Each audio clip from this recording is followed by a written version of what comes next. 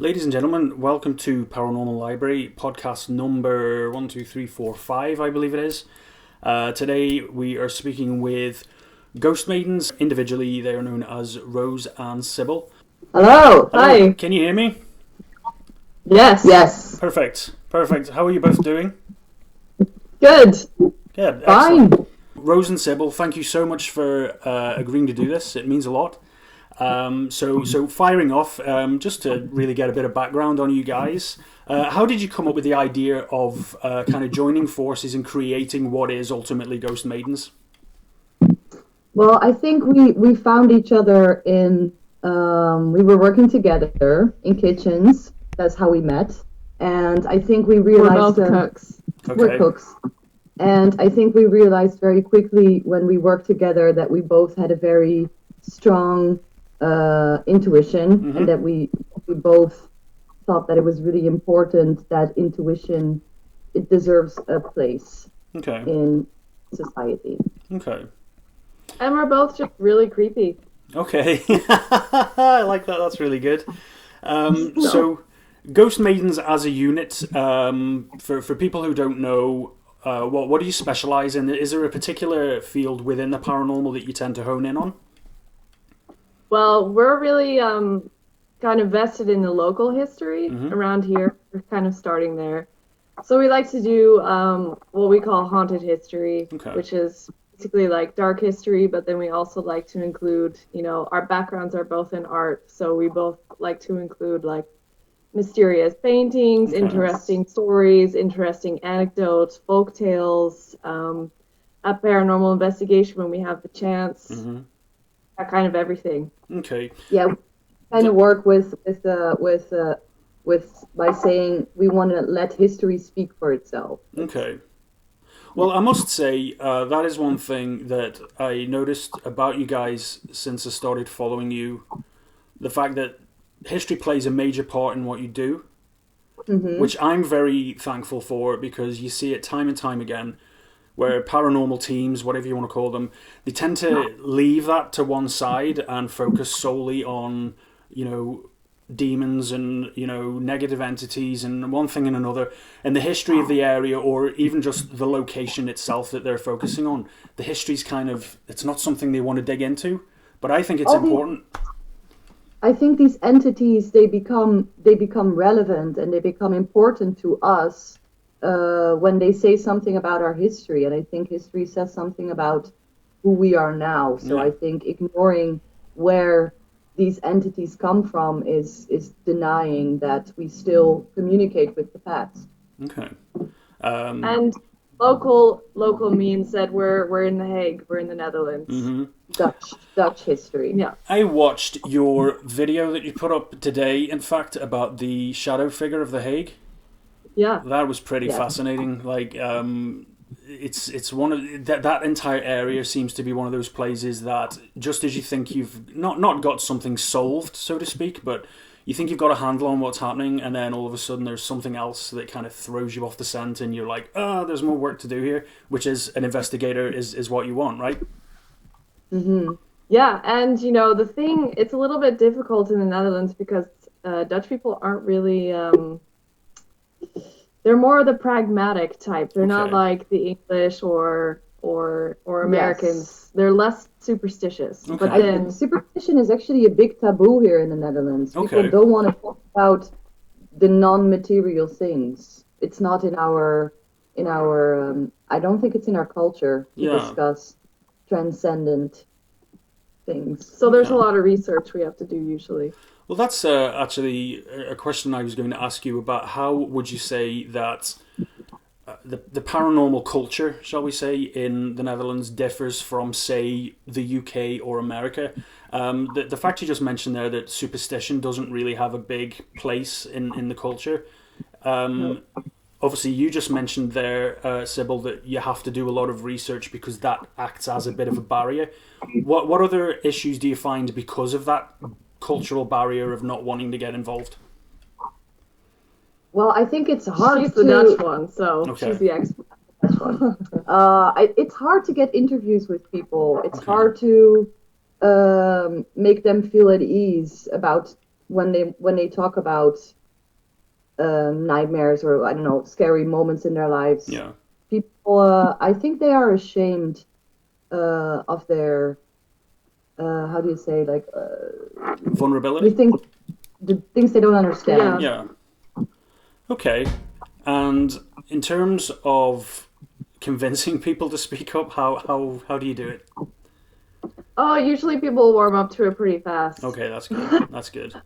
Well, personal anecdotes, like personal like moments that we might have encountered something, Mm-hmm. and then when you when you start talking, at first people in Holland they're very like stiff and they don't really Mm-hmm. give you so much, but there's always like a detail or like one single I don't know, and that gets them going, and then they'll only speak. Like So it's like it's about finding the catalyst with each individual to get them going. Yeah. Yeah. yeah. Okay. Or you remind them of something, or you tell a story where something weird happened when you were a child, and then they're like, "Oh yeah, Mm-hmm. now that you mention it." And also, it 'Cause I, creates that connection between you and that individual because, oh, I'm not alone. You know? Exactly. So it needs to be a safe. It needs to be a safe conversation. Yeah. Speaking of Yeah. conversations, I tuned into your Halloween live stream, Oh which I yeah. thoroughly enjoyed. There was a moment when I was watching it that obviously happened behind the camera, but you guys were doing what you were doing, and someone obviously approached the table. And Rose, you said, "Oh, we have a visitor," and I thought, "Oh my god, what is going to happen?" Like, did he say anything? Did this individual comment on what you were doing? What was the situation there? I think the guy who joined us was the owner of the restaurant, Okay, and well, he was actually really nervous yeah. because he had never done it before, okay, but he liked our like he really likes the Ghost Maidens, mm-hmm. and yeah, I think he just felt a little awkward doing it, and also didn't really know what to expect. Mm-hmm. Yeah, and I think he was also a little bit afraid. Okay. Yeah, yeah. The So and he didn't. I think he didn't want to be there for too long. Also. Okay, okay, get out while you can, that kind of thing. Yeah. Speaking of the live stream, you mentioned a lot of things in relation to obviously the history of the location you were at. One thing I picked up on, which leapt out at me, was the fact that you both said that you're not really fans of using technology when it comes to investigating. Why is that? Well, I think that we kind of want to take a stand against relying on technology too much. I think we do that daily, Okay. but I think it's this kind of like Victorian, a little bit old-fashioned. We want to kind of take ghost hunting and all of this kind of paranormal stuff a little bit into the future, because I think this is a really like Victorian kind of spiritualist thing where ghosts are made up of electrical energy, Mm-hmm. and we kind of think that they're made up more of information Okay. that maybe we don't have the technology for yet, but which our bodies are some kind of our bodies are more Accelerators. designed for intuition than like an EMF reader or Okay. any of these kinds of things. And I'm really suspicious about them because it picks up Wi-Fi. We're constantly surrounded by electricity, so Yeah. like I really don't put a lot of Faith. weight into Yeah. them. Okay. Not to say that they're fun sometimes, but Well, this is the thing, because when I'm out investigating, I would tend to be more of a sciencey, technical kind of guy. But for example, with EMF detectors, as an example that you just used, I would never take that as, oh, this is evidence that there's a spirit here or there's a presence here. At most, you treat it as an indication of a possibility. yeah. You know? Exactly. And also, why with too much technology, just becomes like it's only about proving that there is something going on. And I think for us, it's not so much like proving that we are actually in contact with the afterlife, but it's more like, okay, so how does this communication between these realms work? Okay. What is it about me? I think that's more interesting. And also, you never forget what it felt like when you did encounter something and you didn't need to read a machine for it, That's, the hair stands up on the back of your neck. You don't need a machine to tell you that something is going on, or that it's a fear response also. So, and also the scariest ghost stories are the ones you hear from your friends. Oh yeah, those ones scare me the most. Here's a good question that's just popped up on the comments. How do you guys define what is a ghost, and how would one detect? Oh, that's a difficult question. Yeah, isn't it? I think my definition changes every week a little bit. Yeah. I think they are parts of history that make themselves known because they or it is still relevant. Mm-hmm.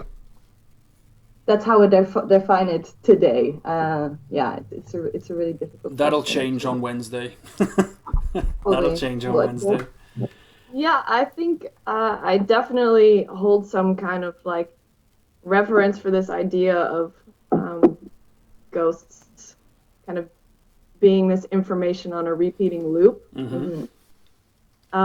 Because you hear footsteps in a building, and even if it's a building that's full of people during the day, I don't know, there's some kind of like weird recording going on somewhere spiritually. I can't really explain it, but it just seems to be this thing that repeats itself. Okay. And sometimes you can catch it and sometimes you can't. But I mean, most of the time I really think ghosts are a reflection of what we think about the afterlife as well. I mean, it changes throughout history what I think ghosts are. I think a ghost is in most cases a metaphor for something. Okay. In some cases the projection, in some cases it's I honestly don't know, to be honest, what it is. But what you were describing there, Sybil, is essentially what's known as the stone tape theory. Yeah. And I can't say I'm not a victim of magical thinking like this. Like, touching a piece of history and like feeling the weight it gives you, or touching an old building or being in an old place. There's just some kind of magic there. And I know that, I don't know why I think this, but like, to have something on repeat trapped inside stone, metal, these kind of earthy materials.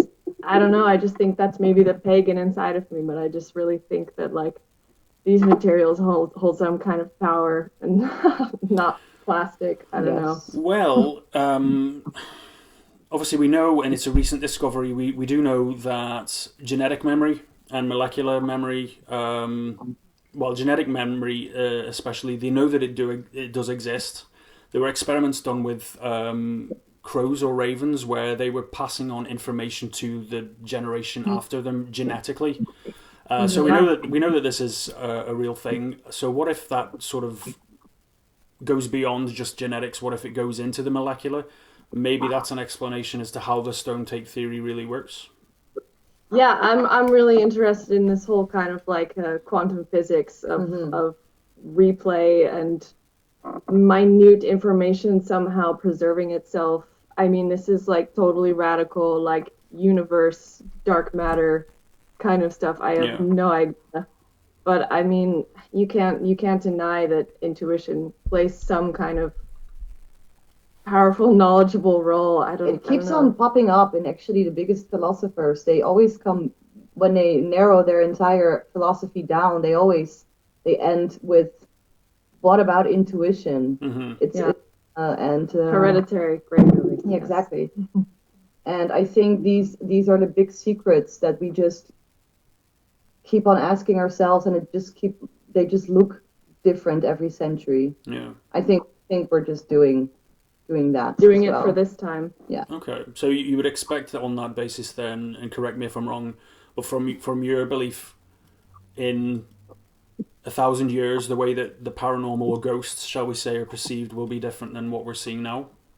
Absolutely. Yes. Okay, that's interesting. That's actually a theory I've never heard of before. I quite like that. I'd like to talk to you in more detail about that, but there's more things to get through here. Sure. So we'll chat, obviously, somewhere down the line in more detail about that.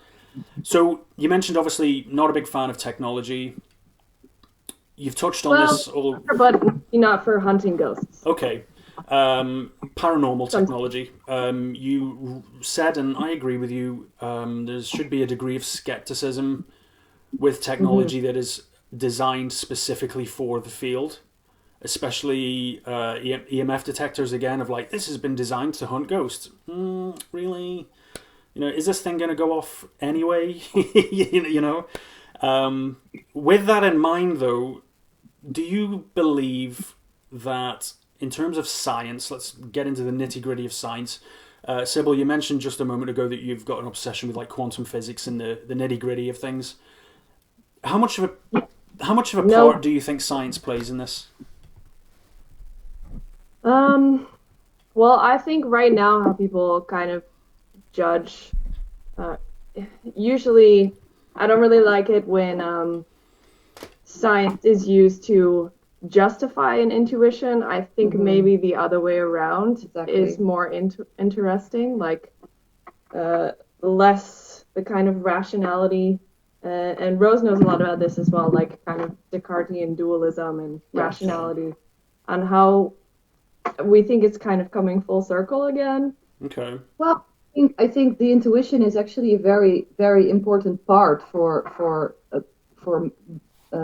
doing science. I think for a lot of scientists, actually, it's their intuition that gets them to research something or to. And the big moments they have of clarity when they're usually not thinking, the big ideas come when they're It was actually or through a dream. It was actually Descartes who we perceive as the founder of modern science today, who had a dream in which an angel appeared that told him that you need to the conquest of nature is by I only know it in Dutch by measurement and I don't know. You have to do math to overcome nature, and it was the angel that told him. So I think that's where we enter the paradox again. Do you know what's interesting about what you just said? I was talking with Patty Negri recently, and she said to me that she believes in the future that the spiritual and the scientific will end up together. They will kind of marry into one another. I agree with that to a degree, not completely, but to a degree.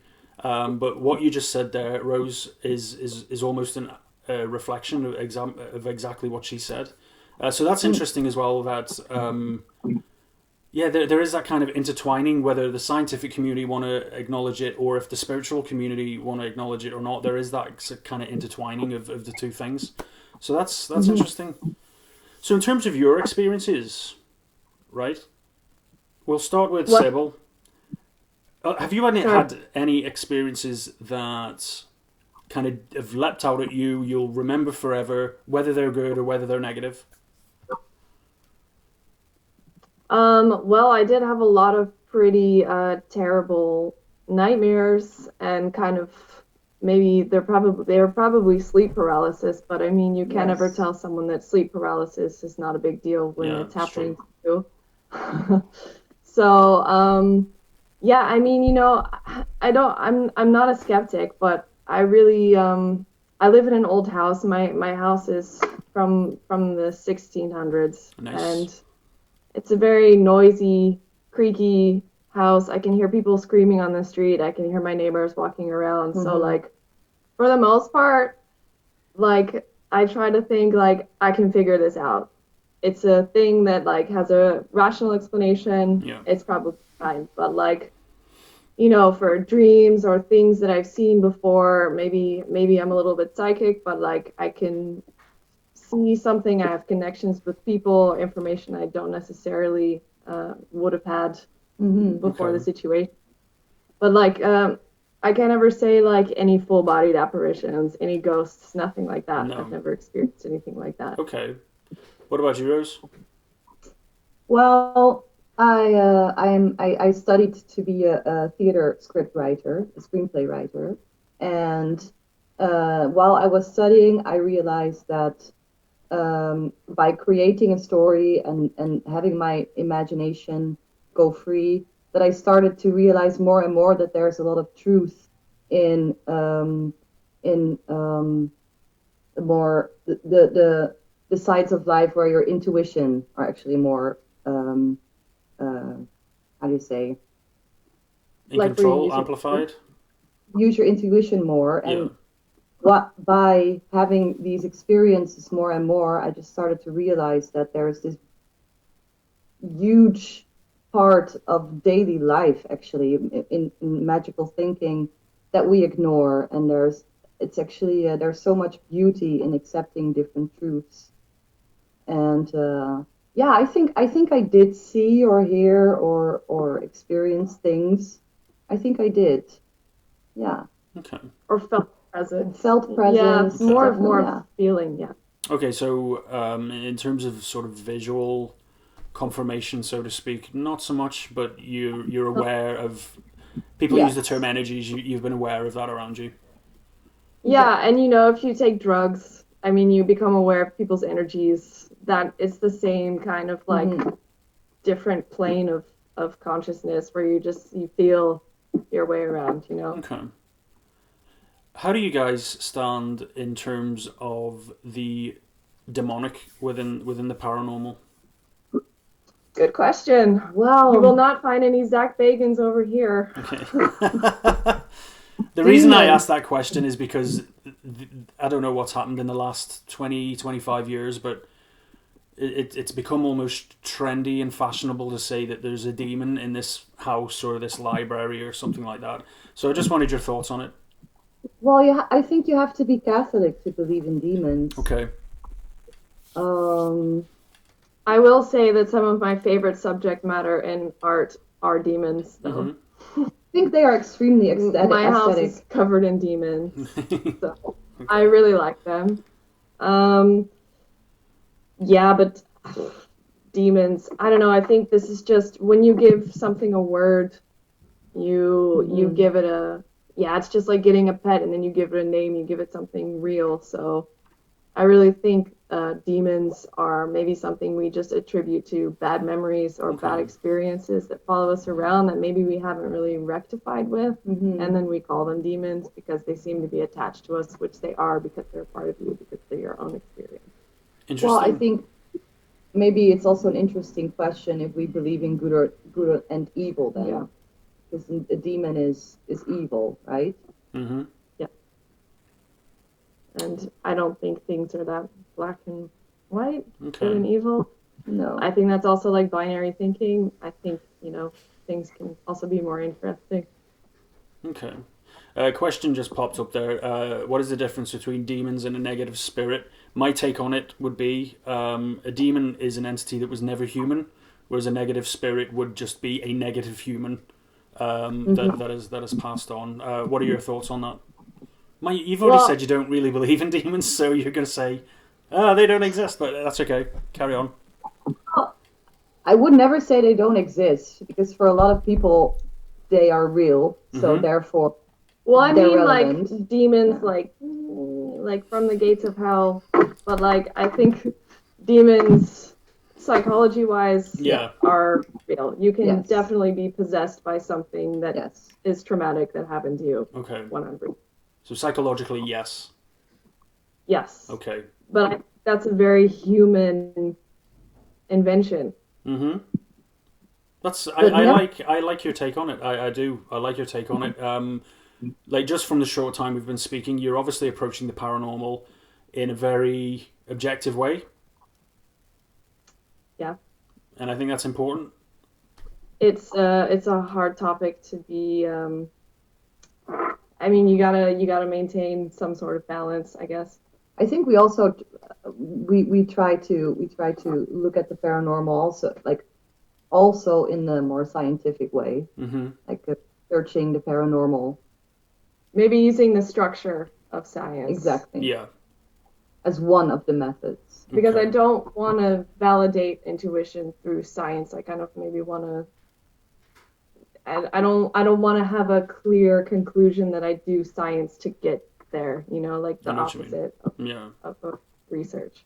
Okay. There was a good question that popped up there about so evil and good, or bad and good, or something to that effect. I'm paraphrasing. But then, do you take into account the ever shifting sort of definitions of what is good and what is bad? And that's actually something that I talked about a while ago in relation to the demonic. Someone asked the question, why do they exist and why are they evil? Quote marks. But I kind of made the argument, well, if we say yeah, they are real and they are from this realm that theology calls hell, or whatever the case may be, in its own mind, if it has consciousness, is it being evil? And I use the analogy of a scorpion in the desert. If you were walking through the desert and it tried to sting you, you would look at that Yeah. scorpion and go, "Oh, the evil bastard just tried to sting me." However, it's only doing what's coming natural. So Yeah. I think, yeah, touching on what you said earlier about the paranormal and the way that people are observing it forever changing as time goes by, then yes, ethics and morals will obviously play a part in what is considered good and bad. So that's Yeah. my take on that. Take a look at 2019. Exactly. Certain things and certain things aren't anymore. So Yeah. definitely how you view demons or the afterlife are changing Yeah. right along with it. Yeah. And it's also a matter of perspective to define if something is good or bad, like what you said with the scorpion in the desert. Yeah. And we cannot say that the world, in my perspective, is the one that everyone should live by or something. It's impossible. We all have a different perspective. I'm pretty radical. I don't believe in good and evil. I don't think it exists. I think it's something that we learn from movies Okay. and books and plays. I do believe in something you want and something you don't want, but that's just perspective. Okay. That's interesting. What you just said there, Rose, was almost like a philosophy of, say, Luciferianism, where there's not good, But there's not bad, it's just nature. it's just chaos. It's just the connections we make in our own perception. Mm-hmm. It's everything together. Yeah, nature. Maybe you could call it I nature. guess I would call it just intention, Okay. because the scorpions thing, if that's your intention to try to get stung by a scorpion, then you both have the kind of same intention. If you don't intend on something, also the same thing when you accidentally insult someone. If you didn't intend, no harm done. I just really think there's a lot about intention, but then that's Okay. also part of like daily kind of spiritual living or mindfulness. Well, I believe in responsibility. I think I believe that you are responsible for what you do and what you think, and that's and then you are the judge of that being good or bad. Okay. Yeah. So, stepping away from the paranormal side of things just for a moment, there's there are a number of your images on Instagram that are pretty high end photography work. Oh, thank you. With regards to the image, is that something that just kind of came with time, or was that something that you had an intention on doing straight out of the gate? Yeah. Well, we think that, we both, I studied art history, so I would definitely think like the quality of the image, how you curate something is the best way to tell a story. So Okay. that is part of our intention to kind of create a world Okay. that we want to live in as the Ghost Maidens. I mean, we need to have like a kind of, we're on Instagram. We know we have to keep it interesting visually, so we do spend a lot of time trying to get good photos. And I will say that that's probably the only piece of paranormal technology I'm really into is The photography because I camera. just Projection. yeah, Yeah. projection, moving image. Hmm. Because I think the camera is modeled after our own eyes, so I Mm-hmm. think Yes. that's sort of like really beautiful extension of our bodies. So I really do like that. Speaking Yeah. of cameras and image, do you know one picture that really jumps out at me of you guys? And I actually used it on yesterday's promotional ad. I think it was yesterday's. It's like a Victorian Oh yeah. seance. It's like it looks like it was taken in the 1800s. I remember going through your page looking for images to use, and I just stopped. I was like, that's the one for the day before. Oh, that one. I Yeah. Yeah. absolutely love it. It's almost Good. it has a vaudevillian feel to it. It has a Victorian sort of. I don't know. It was just a great image. So, in terms of your Yeah. brand and the images that you're putting on social media, don't change a thing because it stands out. It really does stand out. Thank you. In terms of when you were talking on the live stream back on Halloween, you touched on, I believe it was Rose. You are a musician, and Sybil, you are more of the visual artist. So Yeah. Rose, let's talk about music. Talk about your music more specifically. Well, well, I would maybe call myself also a musician. Uh, well, I like to improvise. I think most of the time I make my music through improvisation. I just play the guitar, and then it always becomes this poetic stream of words, and then I add song to it. I don't know. Mm-hmm. It's really a performance. It's more a performance, poetic performance, and also I think the act of improvising is also a very spiritual. Channeling. Yeah. Yeah, Okay. it gives me a lot of information that I didn't know. There's a lot of Yeah. similar words between the paranormal and the art world, Hmm. like mediums and channeling, creative Okay. spirit, theater. Okay. You become someone else. You communicate with the past. There's a lot in common. Yeah, but with my music, I haven't really had the courage yet to really come out with it. So it's more in the experimental phase at this point. I feel you, because I myself write quite a lot of music, and no one ever hears it. No one ever hears No, it.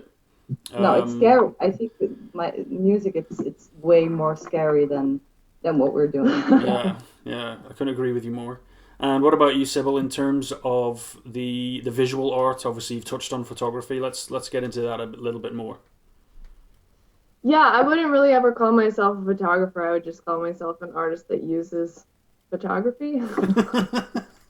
um, but yeah, you can always catch me in a museum. Yes. I'm always dragging Rose to Yes. we have this thing in the Netherlands called Monument Day where they open up all the old monuments and I was Okay. just like, Rose, we're Yeah. going. And then I lose her, and then she's in some room, and then yeah. Yeah, so I'm always chasing down the local art scene here. Okay. All of that kind of stuff. Making my own painting. I paint portraits. Okay. It's Where? actually really because Sybil, she studied Dutch art history, and I am the Dutch one, and it's actually nice how she uh, made me enthusiastic about Dutch art because I took it for granted. I think Okay. she really inspired me also to think about my own history. Yeah, well, Rose teaches me a lot about Yeah. movies and scripts. So. Okay.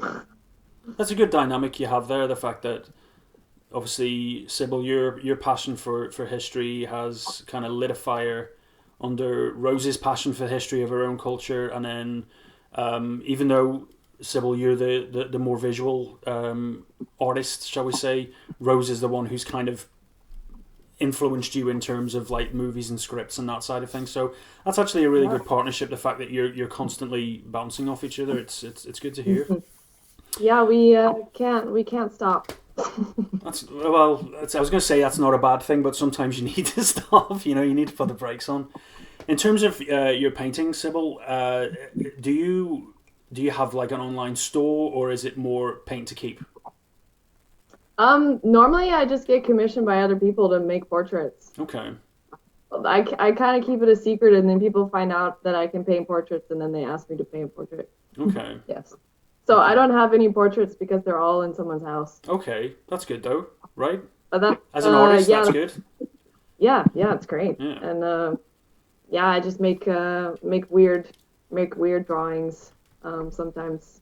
Mostly, yeah, we do all the editing and the sound for Yes. the videos, so I've been Okay. kind of busy with that because we only just started this project maybe In March, I in think. March. Yeah. So Of 2019?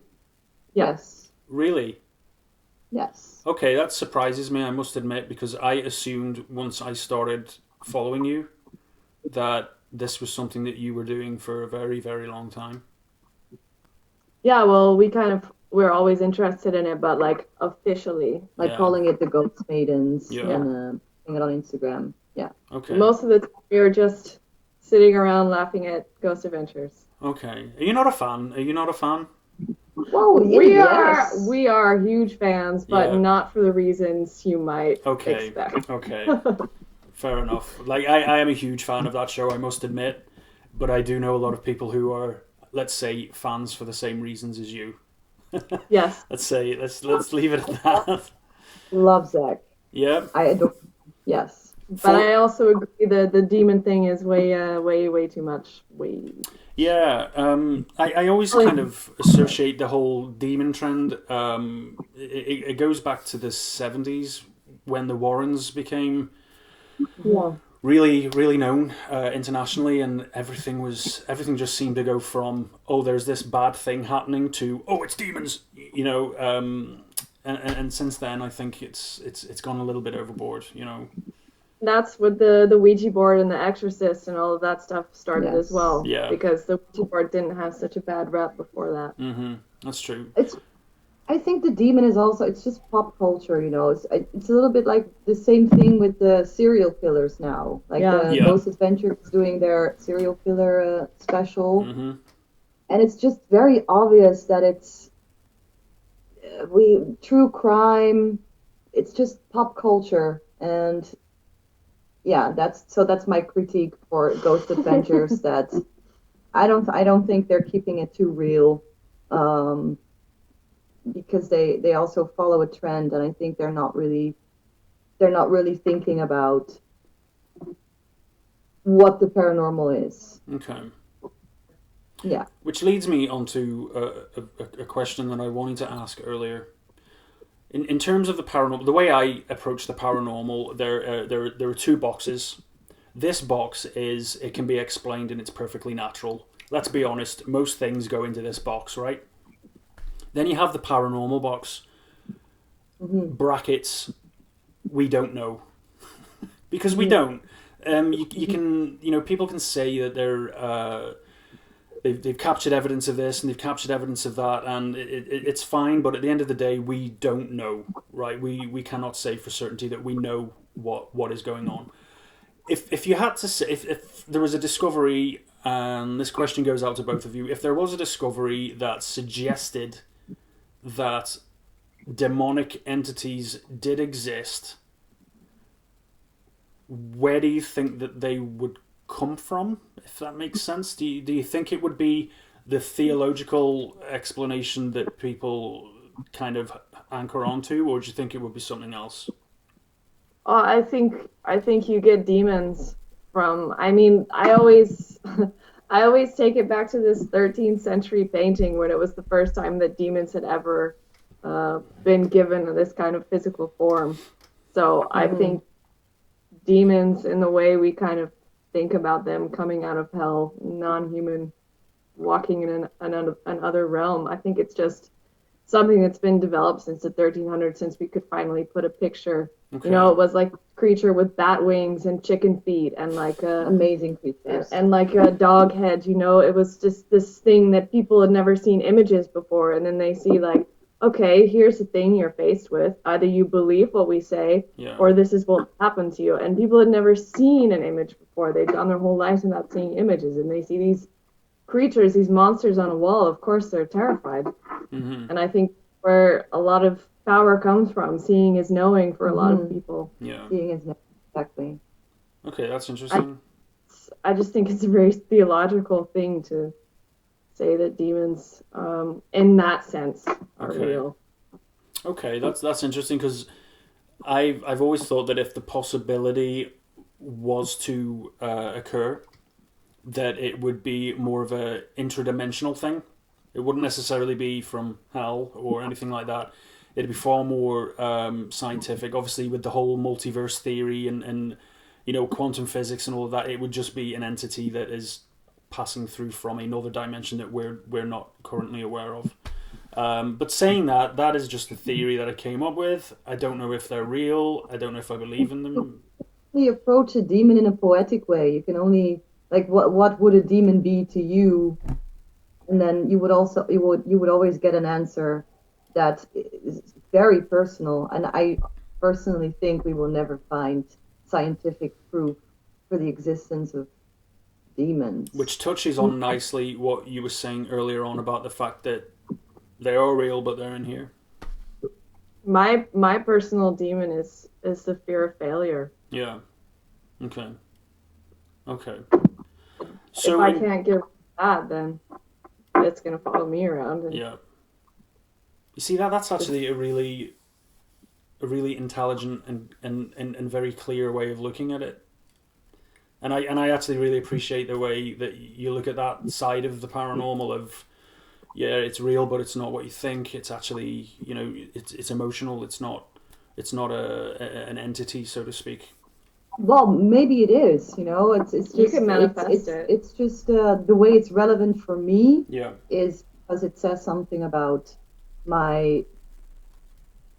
It says something about me. It says something about my relationship with my mortality, my relationship with other people, my relationship with who I want to be, what I am afraid of. And I don't think there is... The decisions you make.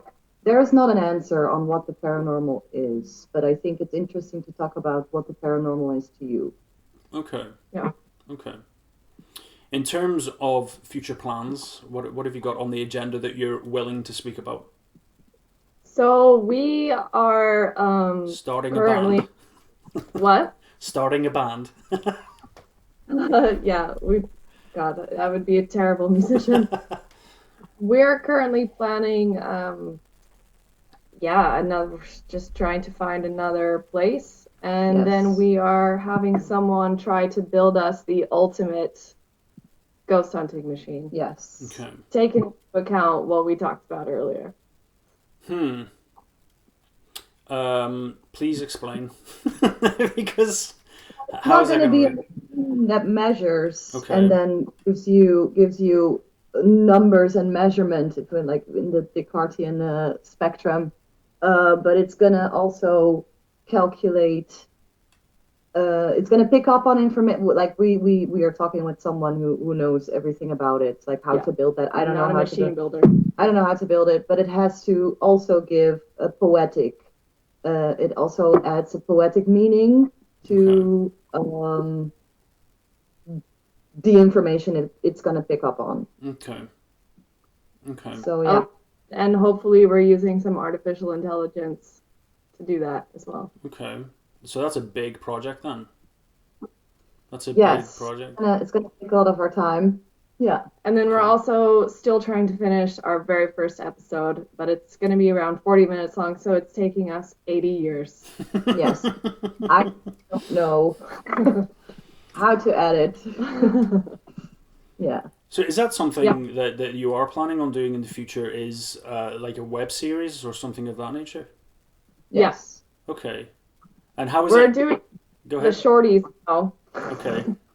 The short ones, like the 2-minute long ones, because we both have full-time jobs going on, of course. Yeah. And we want to be super awesome at editing, so that takes time. Okay. Yeah. Okay. And how, in terms of the let's just call it a website, a web episode, web series, sorry. How is it going to differ from what is already out there in terms of paranormal shows? Well, we like to focus on a lot of herstory. Herstory, Yes. which And the I'm female very grateful for. because we're really tired of seeing all of these, no offense, men Ugh, but we're leading bros. around the paranormal world when Yeah. we think that women were kind of built for this kind of stuff. I'm a little bit done with an all-male crew just walking into a place, being Arms aggressive. folded. Exactly. Yeah. That's not how you get spirits to speak with you. Is that how you get anyone to speak with you? Yeah. It doesn't And work also, for me. No. and also, I think that in our approach, we want to also have people be aware of the fact that there are different truths. It's not only about proving the afterlife with science. It's actually about accepting different truths, and I think I want to be a warrior for that thought. Okay. So that in itself would be almost the definition of the never-ending journey. How do you mean? In the sense that if you're working towards understanding multiple and possibly infinite truths, then that journey is never going to end. No, but then making our work never ends either. No. Especially when it comes to editing. I actually think for Leave me, it alone. intelligence for me, it means that you are able to switch between different aspects of truth, or you have different boxes you can jump into, and you can make an argument from one, for example, a scientific argument, but you could also do it in a poetic way. You could also do it in a psychological way. I don't know. I think for me that is intelligence, and I think maybe that's what I want. That's my life goal or something. I want to push myself into becoming something that is aware. Okay. Maybe it's a little too philosophical. No. I like what you just said there. It's about true intelligence is being able to truly understand what is happening, but not being confined in your own belief. Not understand, but being able to switch between the different boxes. That's what I mean. So it's being able to observe and digest what is happening, but not just seeing it in one way. Oh, like me, for example. Oh, the scientific perspective. Oh, it's this. And then if someone says to me, oh, but from a more spiritual perspective, maybe it's this. Being able to jump that line and go, okay, let's have a look at it from this angle. Okay, Exactly. no, I like that. I like that. That is something that I'm quite guilty of, I must admit. When it comes to investigating or discussing the paranormal, I tend to be guilty of science, facts, data, It's data, very data. dominant. It's very dominant. And I find it very difficult to kind of switch that off and try and look at things in a more spiritualistic or poetic, as you say, in a poetic way. It's something that I'm trying to work on, but I'm finding it difficult if I'm going to be completely transparent. I have a hard time still. Yeah, it's not easy to. It's science is very dominant. Dualism is very dominant. Yeah.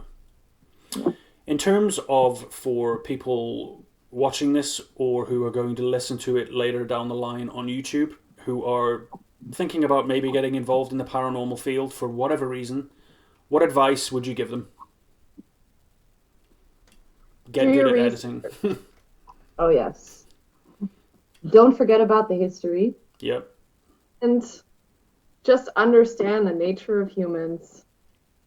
And I say that because we put so much faith in technology that it serves us a purpose. And the spiritual world does not have to serve a purpose. That is precisely why it's spiritual. It does not serve a purpose. It is not a pen that you can use to do something with. It's there because it's like the ultimate thing you can think about. I mean, that's what makes us human, that we can be aware of ourselves and that we can make art and that we can exist on this kind of higher plane of living. And the bottom plane is just, eating, shitting, sucking. And I think, you have to go above the waist. Mm-hmm. Really think about the paranormal and to do your research because it's a higher pursuit of knowledge, but we all have the ability. Okay, that's good. That's a nice sort of open-ended approach to the paranormal, which I appreciate. I like I say, I do find it quite difficult to sort of tap into the spiritual side of things, but I like your philosophy of to a degree you have to not switch off, but in fact open up. Be vulnerable. Be Yes, vulnerable. Yeah. yeah, that's a good way of putting it. Be willing to negotiate with yourself. Mm-hmm. Because also you can't make good art unless you're truthful with yourself. Yeah, So that's true. the rest, it applies to everything else too. Excellent. Well, I believe that we have covered everything that I wanted to cover, unless you guys have something that you want to either mention or ask or discuss. Yeah, I think we have some questions for you. Okay. Oh, I have one. Well, do you have one in particular now? How do you see the future normal investigation in like 25 years? Also, same question. What do you think the internet is going to be in 25 years? Wow, okay. So the internet is going to be nothing more than just a tool of surveillance. I think we're heading that way already. Okay. In terms of how the paranormal field will change in 25 years, my belief, because I'm like the techie science nerd, I think that maybe not in 25 years, maybe a bit longer, but in the future at some point, I do believe that there will be a scientific explanation as to what the series of events is that triggers a haunting, let's say a haunting. Whether there's an intelligence behind the haunting or not, I do think that at some point in the future, we'll be able to pinpoint exactly what the makeup is that allows it to happen. Besides the power of suggestion. Besides the power of suggestion. Because that's pretty powerful. I think it would be, as I said to, I think it was Patty Negri, I said, I do honestly think that the paranormal is going to be explained via future science. Really? You think so? That's so interesting. The things that we cannot put down to the power of suggestion or psychological pareidolia, whatever you want to call it, the things that are tangible, this has happened and there were a few witnesses to it, we will be able to explain how that's happening. Well, the weird thing is that with the invention of photography, everyone thought that the whole spiritualism thing would go away because once you could capture proof of the paranormal, then you wouldn't have cause to believe it anymore. And actually, the photography just made it. Yep. And I think the internet is the same thing. It's this mythic space that we're all kind of extremely transcendent. You take away the spiritualist kind of ideas and things that we had as humans throughout the last thousands of years. We're still that kind of animal, even though we use smartphones. So I think there's this weird human need to always believe in magic. Yeah. In terms of my belief on it's just going to be a tool of surveillance, I must have misunderstood the question or didn't quite tap into what you were saying. I mean, I do agree that corporations have too much of a stake. Well, I think there's definitely going to be the surveillance side of it. To expand on it even more, I think we're going to be living in it even more. In the internet? Yeah. Yeah. Yeah, and the signs of that, I mean, look at what we're doing right now, instead of, 30 years ago jumping on a plane, coming to visit you guys and doing the interview face to face, we're just doing it on the internet, But at the same time, we're talking about extremely earthly, very old and old topics, why we are here, basically. I have two questions. Okay. How do you feel about haunted objects? And two, with the Internet of Things, do you think people will start to worship objects more? I think the worship of objects is I don't know if I'd use the word worship. I don't think maybe the word is worship, but look at a mobile phone. Yeah. You know, people freak the fuck out That's- whenever you lose a mobile phone. You may as well be losing a limb. So yeah, I think there's going to be more worth placed on objects and items. In terms of haunted items, I think I'm not going to say I don't believe in them, and I'm not going to say I do. I don't know.